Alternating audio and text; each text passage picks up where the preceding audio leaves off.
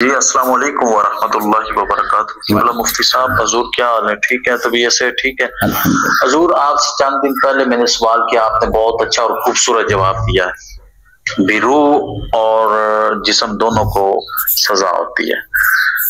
اچھا، یہاں پہ ایک سوال پیدا ہوتا ہے کہ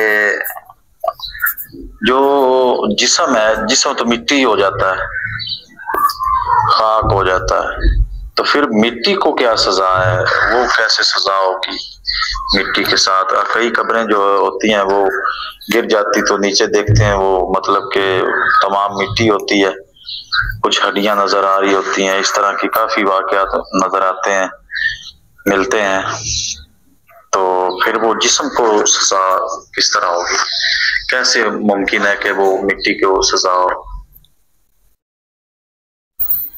وعلیکم السلام ورحمۃ اللہ وبرکاتہ۔ آپ کا سوال ہے کہ میں نے اس سے پہلے ایک سوال کے جواب میں یہ بات عرض کی تھی کہ عذاب جو ہے وہ جسم اور روح دونوں کو ہوتا ہے، تو اس کے بارے میں آپ نے مزید پوچھا ہے کہ جسم جو ہے وہ تو مٹی کھا جاتی ہے، جب بھی قبر کی کھدائی کرتے ہیں جسم تو ملتا نہیں ہے، تو پھر جسم کو عذاب کیسے ہوتا ہے؟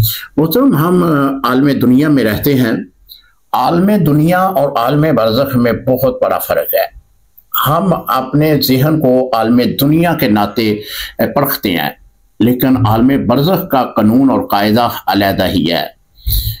جسم کو کس طرح عذاب ہوتا ہے یہ اللہ تعالیٰ قادر ہے کہ اللہ تعالیٰ جسم کو بھی عذاب دے۔ ہماری ظاہری آنکھیں جو ہیں وہ تو یہی دیکھتی ہیں کہ مرنے والا مٹی کے ساتھ مٹی ہو گیا، یا پھر سمندر میں غرق ہو گیا، یا کوئی بڑا جانور اس کو کھا گیا۔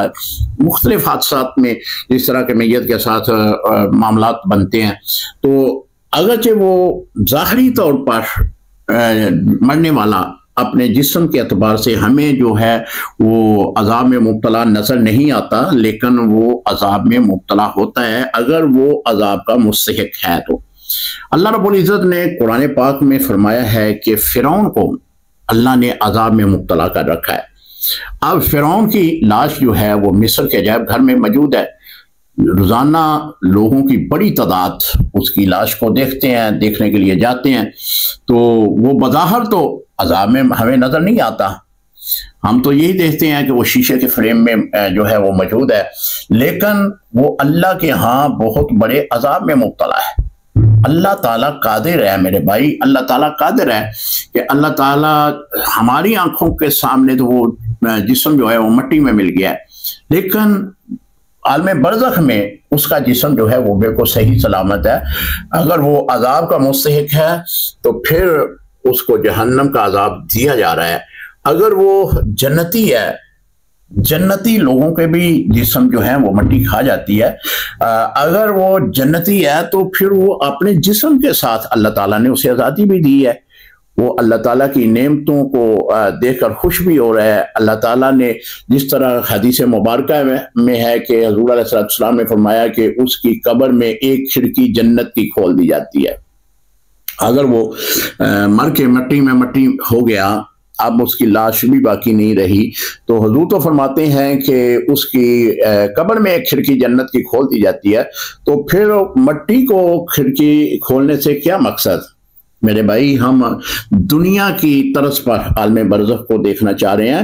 یہ دنیا کا نظام ایک علیحدہ نظام ہے، عالم برزخ کا ایک نظام جو ہے وہ بڑا وسیع نظام ہے، اس کا طریقہ کار اور ہے۔ لہذا اگر آدمی عذاب کا مستحق ہے تو پھر اس کی روح اور جسم دونوں کو عذاب ہوتا ہے۔ اگر وہ جنتی ہے، حضور علیہ السلام کی شریعت مطہرہ پہ عمل کرتا ہوا دنیا سے گیا ہے، تو پھر اللہ تعالیٰ اس کو جنت کی نعمتوں سے نوازتا ہے، پھر اس کی روح بھی جنتی ہے، اس کا جسم بھی جنتی ہے۔ السلام علیکم ورحمۃ اللہ وبرکاتہ۔